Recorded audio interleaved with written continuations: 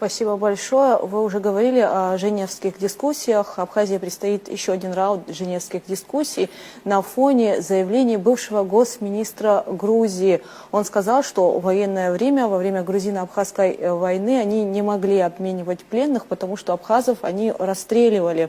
Вот. Будет ли этот вопрос поднят на женевских дискуссиях? Действительно, это очень показательный факт. Это факт, который демонстрирует в полной мере сегодняшнее состояние дел во внутриполитической повестке Республики Грузия. Это демонстрирует отношение власти Грузии к признанию факта военного преступления, военных преступлений, многочисленных, очень наглядно и показательно. Действительно, господин Барамидзе, Георгий Барамидзе, это человек, который был облечен очень серьезными регалиями власти в свое время. Это и экс-министр МВД, Министерства внутренних дел. Это и госминистр, и вице-премьер правительства Грузии. И вот совсем недавно он совершенно откровенно признал, что грузинские войска, грузинские формирования, они просто расстреливали абхазских военнопленных. Ну, что здесь еще можно добавить? Это признание из уст некогда высокопоставленного чиновника, который облечен был большой властью Грузии. Казалось бы, Генеральная прокуратура Грузии, которая немедленно возбудила уголовное дело, она должна была обратить внимание на состав военных преступлений. А у нас огромное количество этой информации, которую мы обязательно, планомерно, настойчиво, шаг за шагом доводим и будем доводить до самой широкой международной общественности. В том числе, и как вы совершенно справедливо сказали, уже мы готовимся к следующему раунду. Он состоится в ноябре. Обязательно и на площадке международных дискуссий по стабильности и безопасности в Закавказье, в Женеве, в Швейцарии. Однако Генеральная прокуратура Грузии возбуждает дело против Барамидзе, который признал факт военных преступлений, обвиняет его в измене родине, тем самым пытаясь завуалировать, закрасить, заштукатурить проблему, которая возникает в очень широком поле дискуссий международных на тему военных преступлений грузинских формирований в 1992-1993 году. Вот, пожалуйста, иллюстрация подходов, которые исповедует грузинское руководство на протяжении многих-многих лет. Это присуще не только сегодняшней команде властной Грузии. Это их подходы, это их принципы, вводить в заблуждение, отрицать очевидное, мифологизировать свою историю, даже самую недавнюю. Я не говорю уже о древней истории. Это свидетельство того, что Грузия не признает, по-прежнему не признает и не в состоянии осознать ту степень тяжести вины, которая лежит на ней.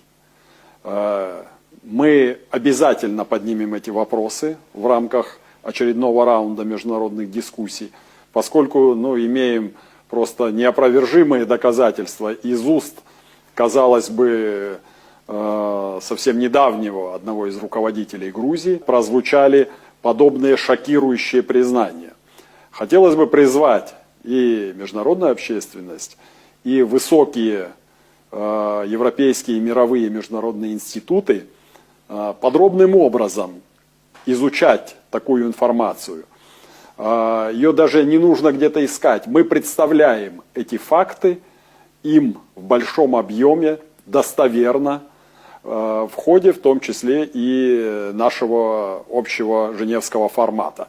Я уверен, что под тяжестью неопровержимых доказательств начнет претерпевать изменения и позиция, по крайней мере в общественном сознании, и европейских чиновников, экспертов, всех тех, кто связан с международной повесткой, с абхазской проблематикой. Очень рассчитываю на это. Мы со своей стороны предоставим все необходимые доказательства и, как так сказать, замылить этот факт, нивелировать его ни у кого не удастся. Мы будем и впредь подобные вопиющие примеры широко представлять международной общественности и самым высоким международным чиновникам. Вот, но все-таки, как вы думаете, достаточно громко прозвучало это заявление? Будет ли оно блокироваться на площадке? Обратят ли на это внимание? На женевских дискуссиях не обратить внимание на что-либо не получится ни у кого.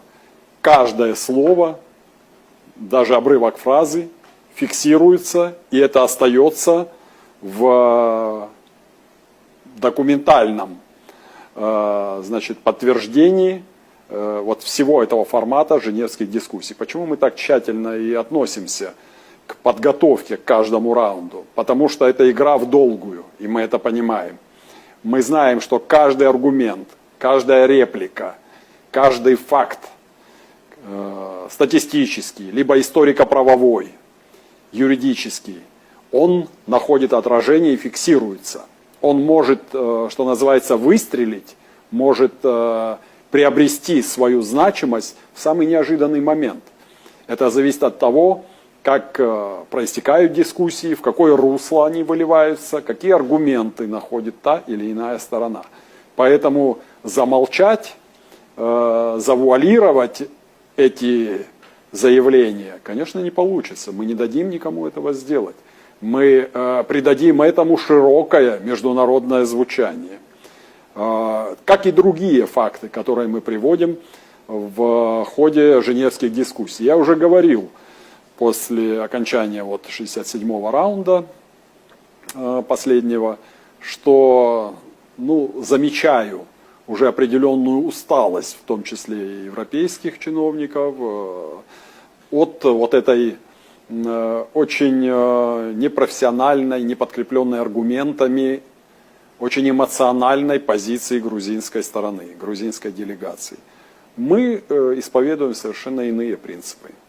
Наша позиция всегда, так же как и наших союзников делегации Республики Южная Осетия и наших друзей и коллег из Российской Федерации, она базируется исключительно на фактах истории, на правовых документах, на юридически подтвержденных оценках.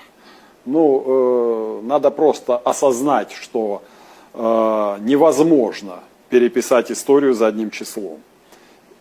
Все базовые вещи, которые мы обсуждаем в Женеве, они зафиксированы, в том числе и в международных инстанциях. Нам пытаются иногда в качестве аргументов приводить, что какие-то там европейские инстанции, Международный суд или еще какая-либо инстанция высказала ту или иную позицию по поводу, Абхазии, действий Российской Федерации. Это нас нисколько не смущает. Есть другие примеры. Есть, например, совсем недавний пример, когда Европейский парламент, Европарламент, ни много ни мало записал в своей резолюции, что не признает легитимности парламента Грузии сегодняшнего. А вследствие этого и не признает легитимности президента господина Кавилашвили. Это тоже позиция очень организации, структуры очень высокой инстанции. Мы спокойно относимся к вердикту той или иной европейской организации, подавляющее большинство из которых дискредитировали себя своей необъективностью и в отношении вопросов, связанных с Абхазией, и в отношении вопросов, связанных с нашим союзником Российской Федерации.